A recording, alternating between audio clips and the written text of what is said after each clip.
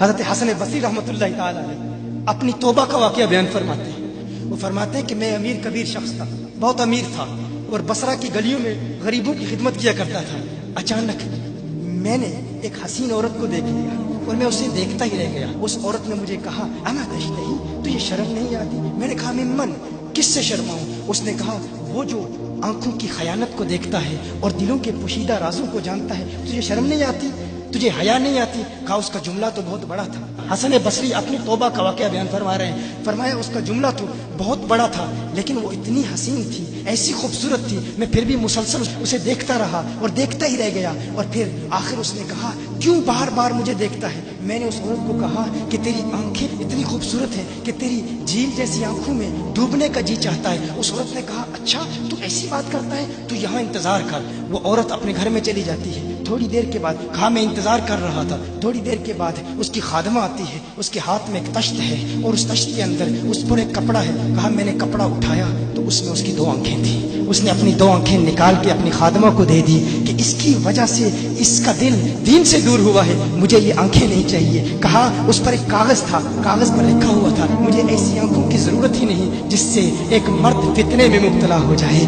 میری بہنیں جو اس گفتگو کو سن رہی ہیں ان کی بارگاہ میں بھی عرض ہے، وہ بہنیں جو گھنٹوں آئینے کے سامنے کھڑی رہتی ہیں فقط اس نیت سے کہ اپنے بالوں کو یوں سنوارے کہ مردوں کو فتنوں میں مبتلا کرے، یا کسی دکان میں جا کر کپڑے خریدتے وقت ان کے ذہن میں فقط یہی خیال ہوتا ہے ایسے کپڑوں کا انتخاب کریں گی کہ جن سے مردوں کو فتنے میں مبتلا کریں گے۔ یہ بھی امت کی بیٹی ہے جس کی ایک ادا سے ایک شخص ولی کامل بن گیا، حسن بصری بن گیا۔ حسن بصری فرماتے ہیں جب اس کی آنکھیں دیکھی میں تحکم کھو بیٹھا، میں زار و قطار رو رہا تھا، روتے ہوئے میں گھر چلا گیا، پوری رات میں روتا رہا، پوری رات توبہ کرتا رہا، استغفار کرتا رہا۔ حسن بصری فرماتے ہیں فجر کی اذان سنی، اچانک خیال آیا اس عورت کا شکریہ تو ادا کروں کہ جس نے اپنی آنکھیں میرے لیے، میرے دین کے لیے، میرے ایمان کے لیے اور توبہ پر استقامت کی خاطر قربان کر دی۔ کہا میں اس کے گھر گیا، جو ہی اس کے گھر پہنچا تو ادھر اس کا جنازہ نکل رہا تھا، اس کی موت واقع ہو چکی تھی۔ کہا میں رات گھر آیا، میں رات سو گیا، میری آنکھ بند ہوئی، میں نے اس عورت کو خواب میں دیکھا، میں نے کہا کوئی نصیحت کر۔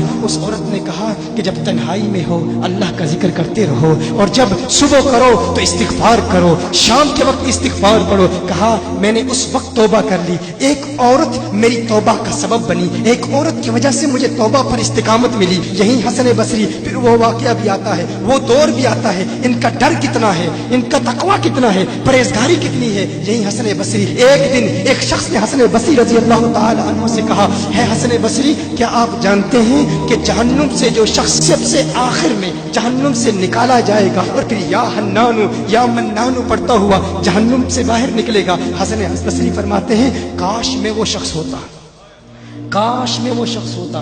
کہا گیا کہ جو جہنم سے سب سے آخر میں نکلے گا، 1000 سال جہنم میں رہے گا، یا حنانو یا منانو بڑھتا ہوا جہنم سے باہر نکلے گا۔ کہا کاش میں شخص ہوتا۔ انہوں نے کہا حضرت آپ کیا فرما رہے ہیں کہ آپ جہنم میں جانا چاہتے ہیں؟ آپ تو بزرگ ہیں، اللہ کے ولی ہیں۔ کہا تم میری بات نہیں سمجھے، وہ جو جہنم سے نکالا جائے گا کم از کم نکلنے کی ضمانت تو ہے، اس سے یہ تو پتا چل رہا ہے کہ ایمان پر موت واقع ہوگی، مجھے اپنے ایمان کی ضمانت نہیں ہے۔ میں نے اس لیے کہا کہ اگر مجھے یہ ضمانت بھی مل جائے کہ میں وہ ہوں تو وہ بھی مجھے قبول ہے، کم از کم ایمان تو سلامت لے کے جاؤں۔ میں کہتا ہوں اللہ فرماتا ہے خوف نہیں ہے، ڈر نہیں ہے، پھر فرماتا ہے یہ ڈرتے بھی ہیں، یہ ڈرتے بھی ہیں، لیکن ان کے ڈر اور ہمارے ڈر میں فرق کیا ہے؟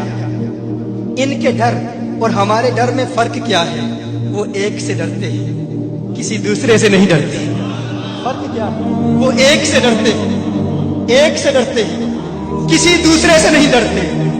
ہم اس ایک سے نہیں ڈرتے، اسی لیے ہر ایک سے ڈرتے۔ یہ فرق، ہم اس ایک سے نہیں ڈرتے اسی لیے ہر ایک سے ڈرتے ہیں۔